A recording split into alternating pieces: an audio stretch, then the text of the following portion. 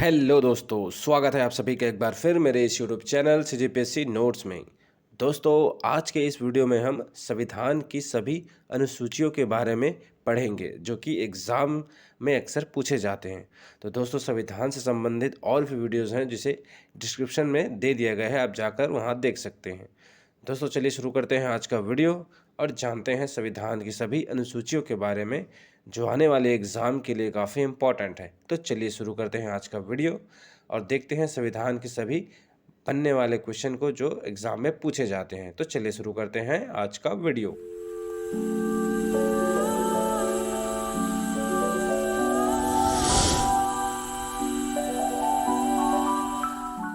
तो दोस्तों, चलिए शुरू करते हैं आज का वीडियो और आज का पहला प्रश्न है, भारतीय संविधान में अनुसूचियों की संख्या कितनी है? Option A 10, option B 12, option C 14 या ऑप्शन डी 16। तो दोस्तों, आपका सही उत्तर हो जाएगा ऑप्शन बी 12 अनुसूचियां है भारतीय संविधान में। तो आपका सही उत्तर हो जाएगा ऑप्शन बी 12। दोस्तों, याद रखिएगा, भारत की मूल संविधान में 8 अनुसूची है जो कि एग्ज़ाम में पूछा गया है। तो भारत की संविधान में मूल संविधान में जो है 8 अनुसूचियाँ थी, उसके बाद वर्तमान में अभी 12 अनुसूचियाँ हैं। तो आपका सही उत्तर हो जाएगा ऑप्शन बी 12। दोस्तों, चलिए अगला क्वेश्चन देखते हैं, भारत के राज्यों के बारे में किस अनुसूची में बताया गया है? ऑप्शन ए पहली अनुसूची में, ऑप्शन बी दूसरी अनुसूची में, ऑप्शन सी तीसरी अनुसूची में या ऑप्शन डी चौथी अनुसूची में। तो दोस्तों, याद रखिएगा, भारत के राज्यों के बारे में जो है पहली अनुसूची में बताया गया है। आपका ऑप्शन ए बिल्कुल सही उत्तर है। तो याद रखिएगा, ऑप्शन ए पहली अनुसूची में भारत के राज्यों के बारे में बताया गया है। दोस्तों, चलिए अगला क्वेश्चन देखते हैं, भारतीय संविधान की दूसरी अनुसूची में क्या बताया गया है? ऑप्शन ए शपथ ग्रहण के बारे में, ऑप्शन बी राज्यसभा के बारे में, ऑप्शन सी लोकसभा के बारे में या ऑप्शन डी वेतन एवं पेंशन के बारे में। तो दोस्तों, आपका सही उत्तर हो जाएगा ऑप्शन बी वेतन भत्ते या पेंशन के बारे में बताया गया है भारतीय संविधान की दूसरी अनुसूची में। तो याद रखिएगा, दूसरी अनुसूची में वेतन एवं पेंशन के बारे में जानकारी दी गई है। दोस्तों, चलिए अगला क्वेश्चन देखते हैं, किस अनुसूची में दल बदल से संबंधित प्रावधानों का उल्लेख है? ऑप्शन ए 10वीं अनुसूची में, ऑप्शन बी 8वीं अनुसूची में, ऑप्शन सी तीसरी अनुसूची में या ऑप्शन डी 5वीं अनुसूची में। तो दोस्तों, आपका सही उत्तर हो जाएगा ऑप्शन ए 10वीं अनुसूची में दल बदल से संबंधित प्रावधानों का उल्लेख है, तथा आपका सही उत्तर हो जाएगा ऑप्शन ए 10वीं अनुसूची में दल बदल संबंधित प्रावधानों का उल्लेख बताया गया है। दोस्तों, चलिए अगला क्वेश्चन देखते हैं, पंचायती राज के बारे में जानकारी मिलती है? ऑप्शन ए 10वीं अनुसूची से, ऑप्शन बी 8वीं अनुसूची से, ऑप्शन सी 11वीं अनुसूची से या ऑप्शन डी 5वीं अनुसूची से। तो दोस्तों, आपका सही उत्तर हो जाएगा ऑप्शन सी 11वीं अनुसूची से हमें जानकारी मिलती है पंचायती राज के बारे में। तो याद रखिएगा, 11वीं अनुसूची पंचायती राज के बारे में जानकारी मिलती है। दोस्तों, चलिए अगला क्वेश्चन देखते हैं, किस अनुसूची में भाषाओं से संबंधित उल्लेख है? ऑप्शन ए 10वीं अनुसूची में, ऑप्शन बी 8वीं अनुसूची में, ऑप्शन सी 11वीं अनुसूची में या ऑप्शन डी 5वीं अनुसूची में। तो दोस्तों, आपका सही उत्तर हो जाएगा ऑप्शन बी 8वीं अनुसूची में भाषाओं से संबंधित उल्लेख है। इनमें जो है 22 भाषाओं के बारे में जानकारी दी गई है जो कि एग्ज़ाम में क्वेश्चन पूछे गए हैं। तो दोस्तों, याद रखिएगा, 8वीं अनुसूची भाषाओं से संबंधित उल्लेख है जो एग्ज़ाम में कई बार पूछे गए हैं। तो आपका सही उत्तर हो जाएगा ऑप्शन बी 8वीं अनुसूची में भाषाओं के बारे में जानकारी दी गई है। दोस्तों, चलिए अगला क्वेश्चन देखते हैं, किस अनुसूची में पदाधिकारियों की शपथ ग्रहण का उल्लेख किया गया है? ऑप्शन ए 10वीं अनुसूची में, ऑप्शन बी 8वीं अनुसूची में, ऑप्शन सी तीसरी अनुसूची में या ऑप्शन डी 5वीं अनुसूची में। तो दोस्तों, आपका सही उत्तर हो जाएगा ऑप्शन सी तीसरी अनुसूची में। यह बताया गया है कि सभी पदाधिकारियों का शपथ ग्रहण कराया जाएगा। तो दोस्तों, याद रखिएगा, तीसरी अनुसूची शपथ ग्रहण के बारे में उल्लेख है। दोस्तों, चलिए अगला क्वेश्चन देखते हैं, किस अनुसूची में राज्यसभा प्रतिनिधियों के बारे में जानकारी मिलती है? ऑप्शन ए 10वीं अनुसूची में, ऑप्शन बी 4थी अनुसूची में, ऑप्शन सी 3री अनुसूची में या ऑप्शन डी 5वीं अनुसूची में। तो दोस्तों आपका सही उत्तर हो जाएगा ऑप्शन बी 4थी अनुसूची में राज्यसभा प्रतिनिधियों के बारे में जानकारी मिलती है। तो दोस्तों आपका सही उत्तर हो जाएगा ऑप्शन बी 4थी अनुसूची। दोस्तों चलिए अगला क्वेश्चन देखते हैं। किस अनुसूची में केंद्र व राज्यों के बीच शक्ति का बंटवारा की जानकारी मिलती है? ऑप्शन ए 10वीं अनुसूची में, ऑप्शन बी 7वीं अनुसूची में, ऑप्शन सी 3री अनुसूची में या ऑप्शन डी 5वीं अनुसूची में। तो दोस्तों आपका सही उत्तर हो जाएगा ऑप्शन बी 7वीं अनुसूची में। यह बताया गया है कि राज्य और केंद्रों के बीच शक्ति का बंटवारा होता है। तो दोस्तों याद रखिएगा 7वीं अनुसूची में केंद्र और राज्यों के बीच शक्ति का बंटवारा होता है। यह जानकारी 7वीं अनुसूची में बताया गया है, जो कि आपका सही उत्तर हो जाएगा ऑप्शन बी 7वीं अनुसूची। दोस्तों चलिए अगला क्वेश्चन देखते हैं। किस अनुसूची में संपत्ति अधिग्रहण की विधियों का उल्लेख है? ऑप्शन ए 10वीं अनुसूची में, ऑप्शन बी 7वीं अनुसूची में, ऑप्शन सी 9वीं अनुसूची में या ऑप्शन डी 5वीं अनुसूची में। तो दोस्तों आपका सही उत्तर हो जाएगा ऑप्शन सी 9वीं अनुसूची। 9वीं अनुसूची में बताया गया है संपत्ति अधिग्रहण की विधियों के बारे में। तो दोस्तों आपका सही उत्तर हो जाएगा ऑप्शन सी 9वीं अनुसूची। दोस्तों चलिए अगला क्वेश्चन देखते हैं। 5वीं अनुसूची में क्या बताया गया है? ऑप्शन ए राज्यों के बारे में, ऑप्शन बी शपथ ग्रहण के बारे में, ऑप्शन सी अनुसूचित क्षेत्रों के बारे में या ऑप्शन डी वेतन एवं भत्तों के बारे में।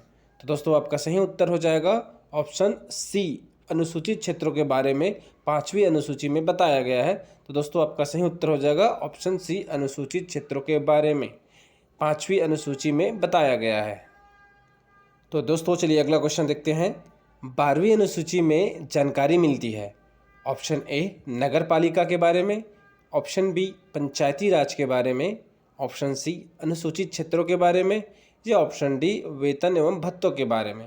तो दोस्तों आपका सही उत्तर हो जाएगा ऑप्शन ए नगर पालिकाओं के बारे में 12वीं अनुसूची में जानकारी मिलती है। तो दोस्तों आपका सही उत्तर हो जाएगा ऑप्शन ए नगर पालिका के बारे में जानकारी मिलती है 12वीं अनुसूची में।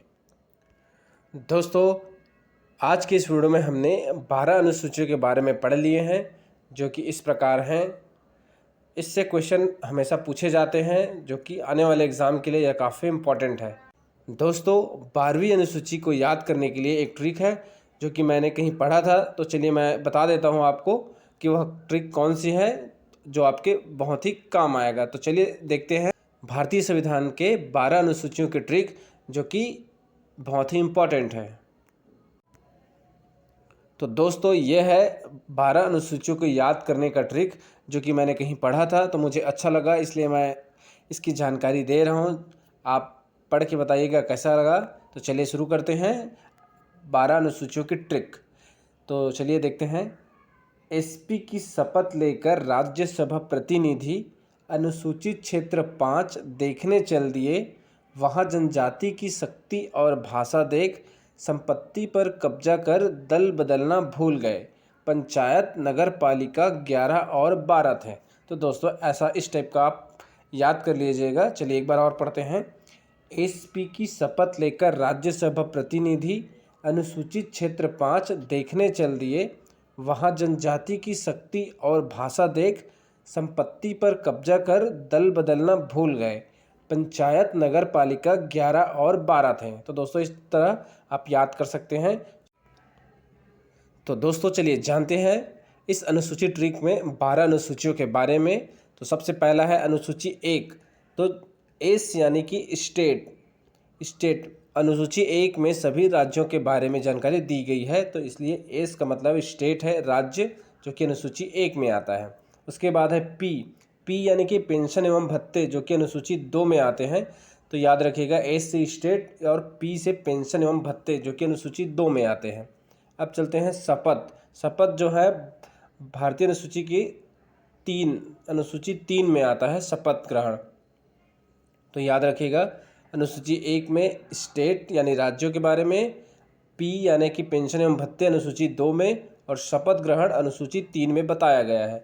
चलिए देखते हैं राज्यसभा प्रतिनिधि। राज्यसभा प्रतिनिधि के बारे में अनुसूची 4 में बताया गया है। तो एसपी की शपथ लेकर राज्यसभा प्रतिनिधि, एसपी की शपथ लेकर राज्यसभा प्रतिनिधि यानी कि 4 अनुसूची के बारे में एक लाइन में बताया गया है, तो याद रखिएगा।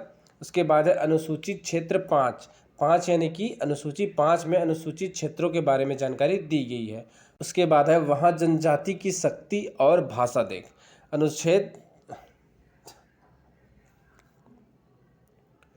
उसके बाद है वहाँ जनजाति की शक्ति और भाषा देख, यानी कि अनुसूची 6 में जनजाति के बारे में जानकारी दी गई है। बात करें शक्ति की, तो शक्ति अनुसूची 7 में केंद्र और राज्यों के बीच शक्ति का बंटवारा है, तो याद रखिएगा शक्ति यानी कि राज्य और केंद्र के बीच शक्ति का बंटवारा अनुसूची 7 में बताया गया है। उसके बाद है भाषा जो कि अनुसूची 8 में भाषा की जानकारी दी गई है, 22 भाषाओं की। तो याद रखिएगा जनजाति अनुसूची 6, शक्ति का बंटवारा अनुसूची 7 और भाषा के बारे में अनुसूची 8 में बताया गया है।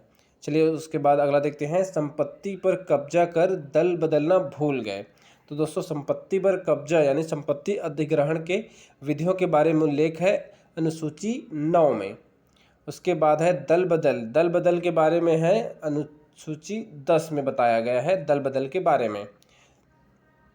उसके बाद चलिए देखते हैं पंचायत नगर पालिका 11 और 12 थे। तो दोस्तों पंचायती राज के बारे में अनुसूची 11 में बताया गया है और नगर पालिका के बारे में अनुसूची 12 में बताया गया है। तो दोस्तों याद रखिएगा यह ट्रिक अनुसूची के याद करने के लिए सबसे अच्छा ट्रिक है। तो चलिए एक बार फिर पढ़ते हैं। एस यानी कि स्टेट यानी कि राज्य, अनुसूची 1 में राज्यों के बारे में बताया गया है। पी यानी कि पेंशन एवं भत्ते अनुसूची 2 में बताया गया है। शपथ ग्रहण यानी कि अनुसूची 3 में बताया गया है। राज्यसभा प्रतिनिधि यानी कि अनुसूची 4 में बताया गया है। अनुसूचित क्षेत्र यानी कि अनुसूची 5 में जानकारी दी गई है। जनजातियों के बारे में अनुसूची 6 में बताया गया है। शक्ति यानी कि राज्य और केंद्र के बीच शक्ति का बंटवारा यानी कि अनुसूची 7 में बताया गया है। भाषा यानी कि अनुसूची 8 में बताया गया है। संपत्ति पर कब्जा या संपत्ति अधिग्रहण के बारे में उल्लेख अनुसूची 9 में बताया गया है। दल बदल अनुसूची 10 में बताया गया है। पंचायत जो कि अनुसूची 11 में बताया गया है और नगर पालिका जो कि अनुसूची 12 में बताया गया है। तो दोस्तों ये था 12 अनुसूचियों के बारे में ट्रिक। आई होप आपको अच्छा लगा होगा, तो इसे याद कर लीजिएगा, बहुत ही इम्पोर्टेंट है। अक्सर एग्ज़ाम में पूछे जाते हैं, उस वक्त हमें याद नहीं रहता। तो दोस्तों आज के वीडियो में बस इतना ही। ये था 12 अनुसूचियों के बारे में जानकारियाँ। आई होप आपको अच्छी लगी होगी। अगर आपको अच्छा लगा होगा तो लाइक, कमेंट, शेयर और सब्सक्राइब जरूर करें। धन्यवाद। जय भारत, जय छत्तीसगढ़।